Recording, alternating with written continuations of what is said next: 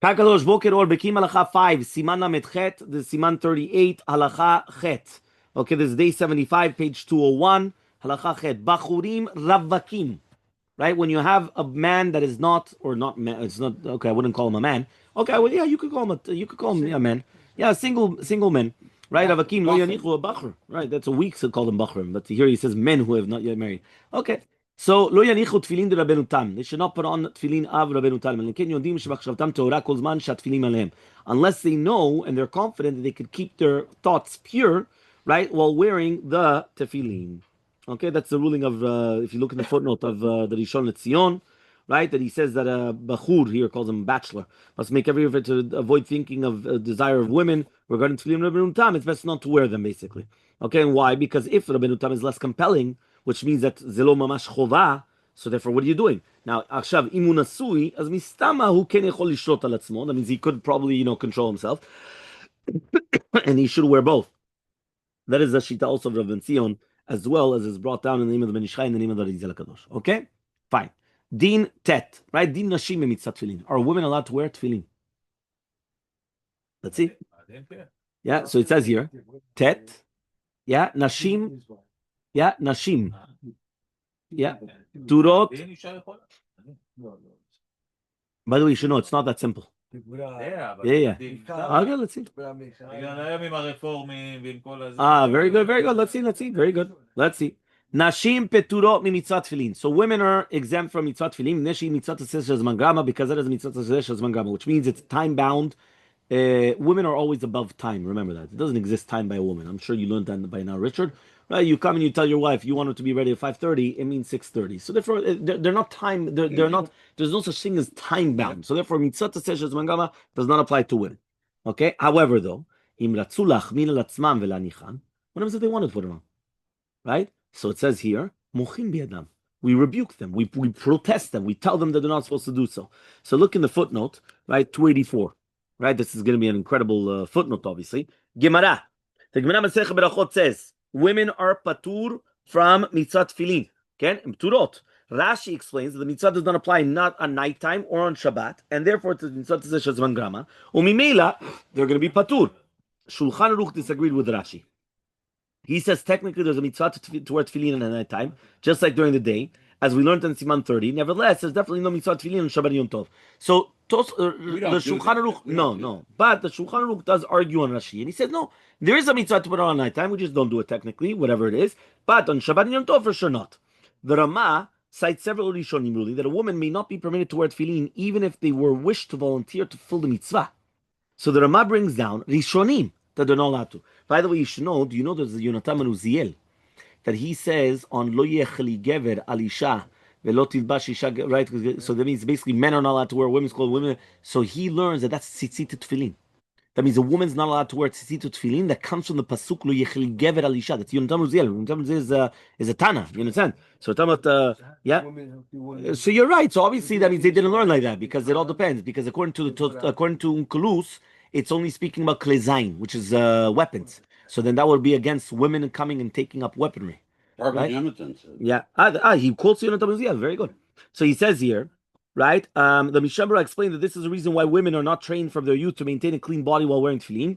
The Gemara brings down that Michal, the daughter of Shaul, used to wear tefillin regularly. The Bet Yosef explained that although this seems to contradict the ruling of Rishonim, they relied upon the found in Psikta Rabati. And the Torah leaders in Michal's time did protest their conduct, since a person needs to maintain a clean body. So that's why he comes and he says they did protest it. In a footnote of the Ketez Institute of Elmaleh, it was explained that although Michal was a married woman who was forbidden to uncover her hair, she succeeded in putting on the tefillin sharosh, which is very interesting, because how did she put on the tefillin sharosh? So she had to put it on underneath her kisui rosh. So he says some poskim claim that it's a sur for a woman to wear tefillin because it's considered masculine ornaments. So tomeret kli gever. And the Torah says you're not allowed to. This is a targum of the Targum Yonatan ben Oziel that he says this. Right? See also the Petach Hadvid on the Siman. The Kavach Chaim Sofer added that the Rizal HaKadosh says that it's harmful spiritually. So the means ze sakana ruchani b'shvil isha lasim tefillin, for a woman to put on tefillin. So that's a powerful thing. He is according to Kabbalah, it's mamash asur. So if you ever see this Kabbalah center women coming and putting on tefillin, it's the exact opposite of Kabbalah. You understand? There is a group of women today who insist on wearing tefillin occasionally and demonstratively. claiming that this halakha is sexist and biased against women. Any honest observer can see their real purpose is to undermine the authority of Torah Jewry, especially the land of Eretz Yisrael. It is interesting that Rabbi Yeshayahu Acharon brought down in Shittei Gimlim wrote that it's forbidden women to wear tefillin just because such behavior appears to be a rebellion against authentic Torah Judaism. So wow, so you see it. It's brought down. Fine, halakha 10, right? Yod. Cheresh, we're talking about now a suma and cheresh, b'mitzvah tefillin. So cheresh is a person that could speak, but lost the sense of hearing. Right? Cheresh medaber ve'eno shomea, or shomea ve'eno medaber. Or he hears, but he cannot speak, so he's mute. Chayav that means one or the other, because if not, remember, if it's cheresh, if it's a cheresh which is both, so then that's like the gedder of shoteh. So obviously here we're talking about one or the other. So in such a case, it's going to be chayav la'aniach tefillin. Aval im eno shomea ve'eno medaber, if it's both, even though it's going to be patur from the tefillin, we're not going to rebuke him if he wants to put it on. As long as he knows how to watch over himself. But if he learned and nikra bardat, he's already mamash, bardat and everything. You have to buy him tefillin, just like that he should put on every single day. And a suma is going to be chayav in tefillin. Suma is a blind person. It's going to be chayav in tefillin.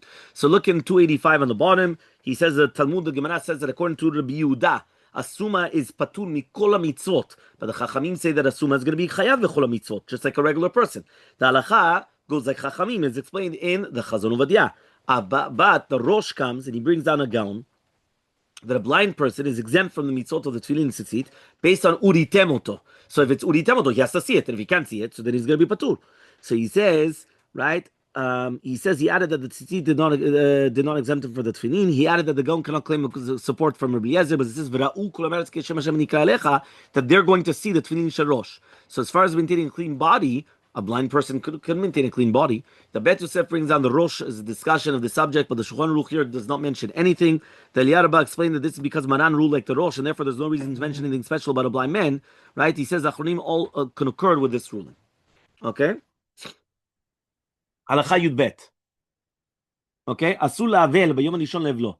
So now an avel, somebody that's an avelut, is not allowed to put on tefillin on the first day, which is Yom HaMitah v'Kura la'aniach tefillin. Shehoil va'avel me'olel, right? Be'afar karno, because since he's already, I don't know how you say it in English, he's good. Which one? Yeah, well, yes, but not only on onen. No, not only on onen, even avelut. First day of avelut. Avelut first day. On onen for sure not. We're talking even first day of avelut.